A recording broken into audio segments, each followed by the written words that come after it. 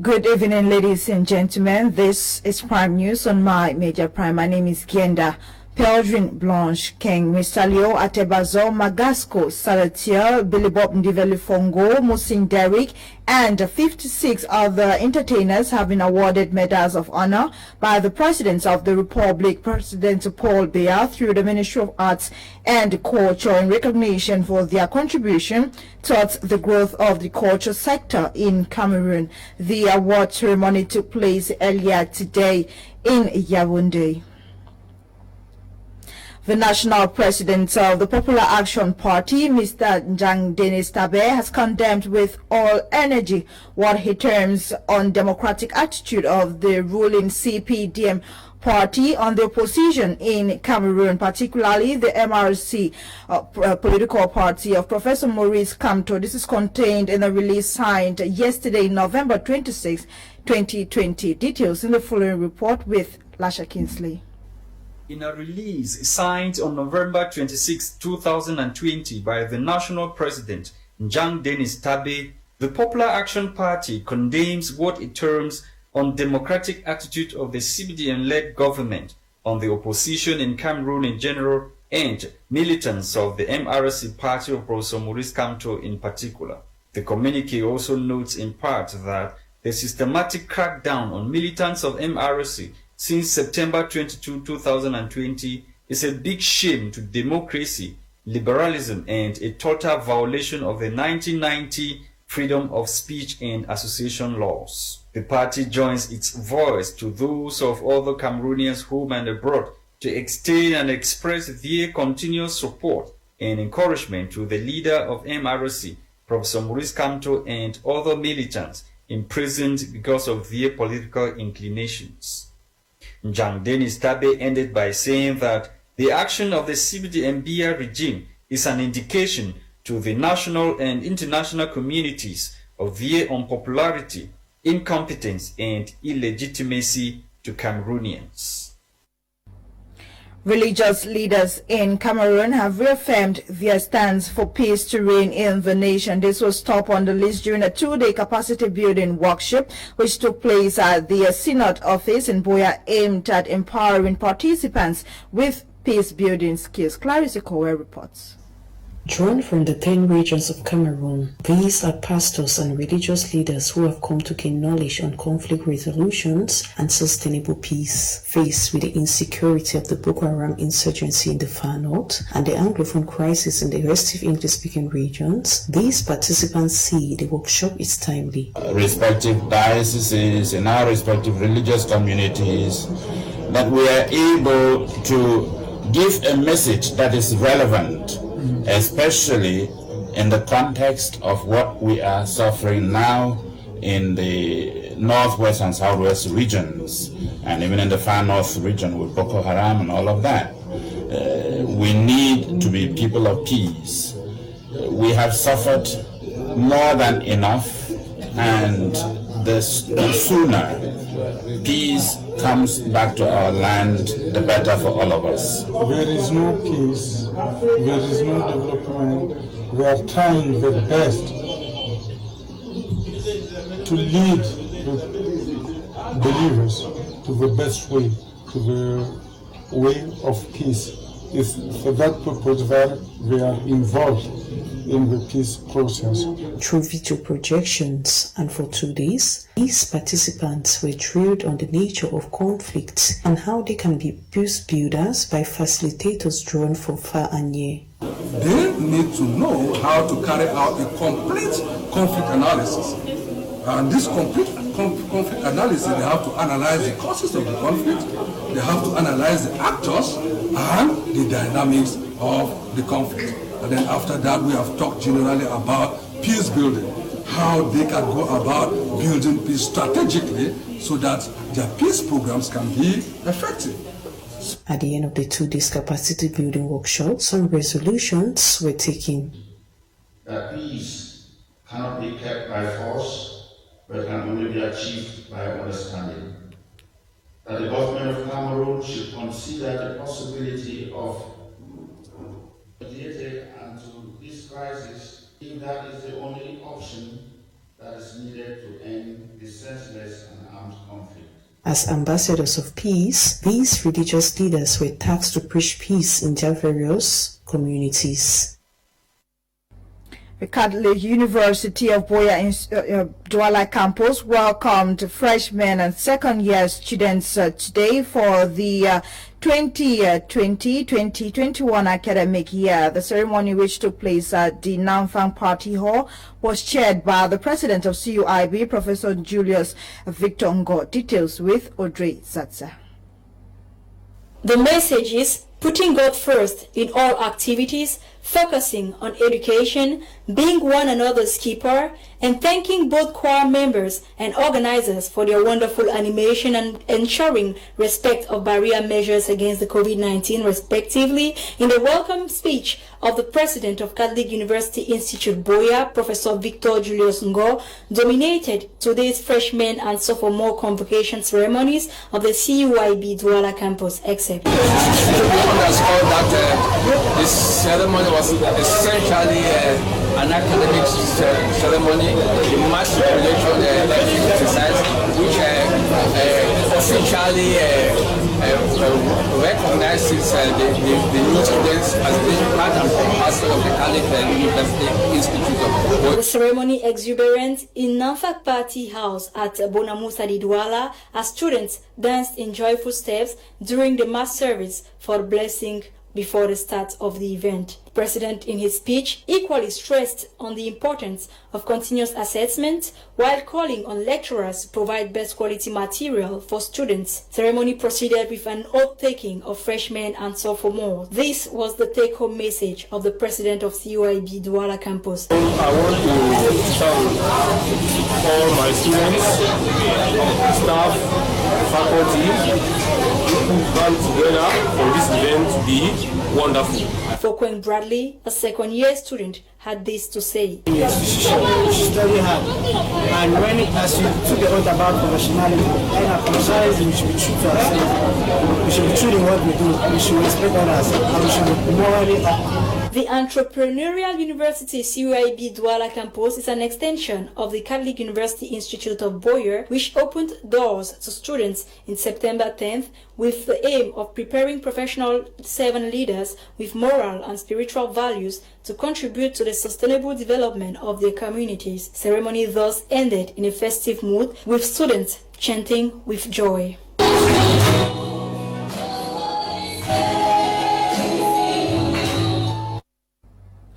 Minister of Public Works, Minister Nganu Jumesi, was in Douala earlier today for a working session with members of GCAM, the umbrella organization grouping businessmen in Cameroon, on how to push forward major construction works in the country. Etape Content has details of this story in the French language.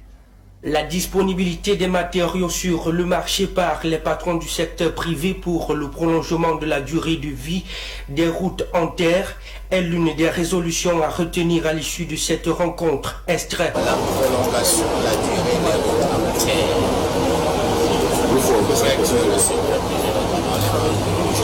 s'organise à disponibiliser sur le marché national ces matériaux qui ont été agréés pour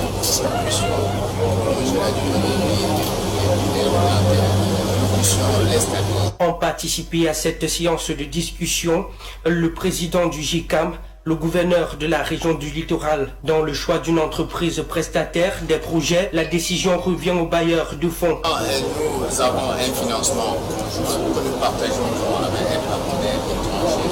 Ce sont les règles de ce partenaire et qui prévalent dans le choix du partenaire technique qui doit réaliser l'infrastructure. Pour ce qui concerne la réalisation de ces projets, inutile d'aller chercher le technicien ailleurs quand les entreprises nationales sont compétentes. Il a expliqué un certain nombre de choses et il nous a clarifié dans un certain nombre de choses, mais on attend aussi beaucoup du gouvernement, du ministère des Travaux publics, aussi dans d'autres choses qu'on pense que l'État et le gouvernement doivent faire. Toutefois, si le gouvernement a l'ambition de mieux réaliser de nombreux projets infrastructurels, une main est tendue désormais par les patrons du secteur privé. The National Syndicate of Actors and Urban Music in Cameroon held its second quarterly meeting for the year 2020 recently. The meeting was a platform to evaluate the challenges faced by Cameroon urban artists and their contributions to peace in the two English-speaking regions of the country. Clarice Ekowe reports. The National Syndicate of Actors and Urban Musicians in Cameroon, SYNAMOCA, has held its second general meeting for the year 2020. During this meeting that took place in Buea and that brought together these actors, the focus was to review some of the challenges facing urban artists, among which is the lack of sponsorship for artists' concerts. For several hours, these young talented artists brainstormed on such challenges by suggesting the way forward to overcome some of the challenges so as to elevate the standard of living of Cameroon urban artists registered under the syndicate. The union is just a organization which permits to change. Our role is to change the life of artists. We know that artists are not good in our context in our country, so we want to give strength and opportunity to wish to transform that conditions. With this meeting coming at a time when some Cameroonian artists are being criticized for their inability to use their popularity as musicians to mitigate the adverse effects of the ongoing Anglophone crisis, the Assistant Secretary General of SYNAMOCA, Suleiman Pinda, says through Operation Know Your Neighbor, this will curb the rising insecurity in the badly affected Southwest region, adding that this will be achieved through the training of some 100 youths who will be later deployed into the communities. Considering what the Southwest is facing now, it is about time we sensitize the society on what's going on, because most of the times, currently, we have been having situations which we don't know the perpetrators and we don't know what is going on because we don't know our neighbors. So our second objective of today's program is to sensitize. We have youth in there, we are trying to sensitize, to go out there and sensitize the public in code, and the term of this sensitization is knowing your neighbor. If you have a conscious neighbor, you'll be able to know what is going on in your absence. You'll be able to identify what is going on. So it's about time we help the Southwest region to be able to identify what is really going on by knowing who is your neighbor. At the end of deliberations, members of the Southwest Regional Bureau of the National Syndicate of Urban Artists were commissioned into their new post of responsibilities, with a task for them to ensure that they take the Cameroon urban artist music to the next big level. Let's now get news making events around Africa in the following report. Uganda has adopted the village health team strategy as a new way to curb the second phase of coronavirus in the country. Under the VHT strategy, community members who have basic knowledge about healthcare go door to door to check on the health conditions of local households. Once suspicious COVID-19 cases are detected, they are sent to the nearest health center for further examination. Uganda registered 484 new COVID-19 cases on Wednesday, bringing the national caseload to over 18,000, while 5 new related deaths have been reported, taking the nationwide death toll to 191. According to data from Uganda Health Ministry. The World Health Organization has equally warned that the Uganda's epidemic situation is likely to worsen, noting that for the last 4 weeks, the country has recorded more than 6,000 COVID-19 cases and 60 deaths. Meanwhile, Nigerian President Muhammadu Buhari has appealed to Nigerians to bear the pains of restriction of movement as a result of the deadly coronavirus pandemic, insisting the lockdown will last as long as necessary in order to contain the virus. According to a statement from his senior special assistant issued on Saturday, the defeat of COVID-19 in Nigeria rests squarely in the hands of Nigerians, and the freedom they willingly forsake today will only last as long as scientific advices declare they are necessary. In Sudan, Sadiq Al-Mahdi, Sudan's last democratically elected prime minister and leader of the country's largest political party, is no more. Sources confirm he died of COVID-19 in a hospital in the United Arab Emirates, where he was taken to for treatment in early November. He died earlier today. Sudan's government has declared 3 days of national mourning starting today. He died at the age of 84. Ethiopia's Prime Minister Abiy Ahmed has announced they are to launch a final offensive against the Sended Tigray authorities in Mekelle, the capital of northern region. Abiy Ahmed wrote on his Facebook account saying the army has been ordered to carry out operation against the leaders of the Tigray People's Liberation Front. Abiy further promised not to cause serious damage to the city, but the army will protect civilians. Abiy Ahmed also called for non-interference from external parties as he turned to Ethiopia's internal affairs. This comes after the end of a 3-day surrender ultimatum. Legendary boxer Mike Tyson will hit the ring this weekend after 15 years of retirement in an exhibition bout against another legend of the sport. These and more up ahead with Eileen Sama. 3 police officers have been suspended by French authorities after they were seen on video beating up a black music producer in central Paris. Michel Zecler received dozens of punches and kicks for over 5 minutes in his own studio. The victim had stepped outside without a mask and returned to the studio to obtain one when he was assaulted by the police officers who followed him inside, repeatedly shouting racial slogans as he narrated. On Monday, police were accused of using unnecessary force as they dismantled a makeshift migrant camp in Paris, France. In China, 6 people, including several doctors, have been jailed for illegally harvesting organs from accident victims, reports say. The group had tricked the families of the deceased into thinking they were making official organ donations. Between 2017 and 2018, they are said to have removed the livers and kidneys from 11 people at a hospital in Anhui province.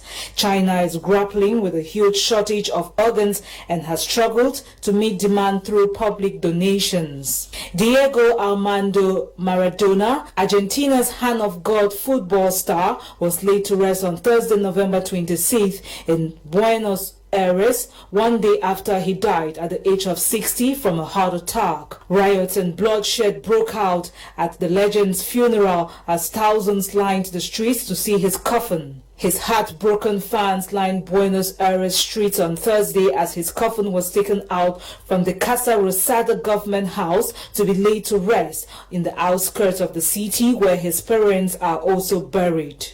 Mike Tyson, legendary boxer, also called Iron Mike, returns to the ring this weekend after 15 years of retiring. Tyson will lace up his gloves once more against a legend of the sport, Roy Jones Jr., in an exhibition bout. Throughout COVID-19 lockdown, Iron Mike has been showing off his incredible body transformation and looks in prime condition despite turning 54 in June. It will be a busy weekend in Limbe, southwest region of Cameroon, as several matches have been programmed. In one of the games, Option Sports Academy of Limbe will clash with city rivals Victoria United in the return leg of a pre-season friendly game whose first leg ended in favor of Victoria United. Details with sportsman Fabrice Keninga. After recording a 1-2 defeat to Victoria United Football Club last weekend in a pre-season friendly game, ambitious Limbe-based side Option Sports Academy will be looking forward to turning the table around when both sides meet again in the return leg clash bid for this Sunday, November 29 at the community field from 1 p.m. It will be time for Coach Ekema Ernest to right the wrongs of last week's game, which saw his side taking the lead barely 2 minutes into the game, but ended up losing in spite giving Opopo tough times in the second segment of the game. After the victory, experienced coach Njoku Barnabas told the press that he has to improve on his midfield compartment. Yeah, we have to improve in the midfield. I realize that my opponent win all the second balls, which is very, very dangerous for us. We have to work towards that. It's not good when the ball comes back in the middle and we are not present, so we have to work the second ball. Though Coach Ekema Ernest of Option Sports Academy was disappointed with the defeat, he maintains that his team is ready for the championship whenever it begins. Only the other last time that we are prepared for the championship. We know the people that will play. By playing this friendly match, we can know who is who in our team. Both teams have been training in Limbe ahead of this Sunday's game, which will be a clash of local rivals, as both sides are eyeing an early ticket this season. The football-loving population of Limbe would on Sunday from 1 p.m. watch palatable soccer made in Fako at the community field, considering the fact that both sides know themselves. That's it for Prime News. Thanks for being a part of today's edition of the news. The news was produced by Ewane Eli Nolinga, coordinated by Lasha Kingsley. My name is Genda Pelgrim Blanche King. Until we meet again on Monday at 6:30, God willing, for another edition of Prime News. Stay tuned to my Major Prime at 7 p.m. Cameroon time. Prime Hour will be live with Kim Leonard and his analysts. Stay tuned. Happy weekend and happy viewing.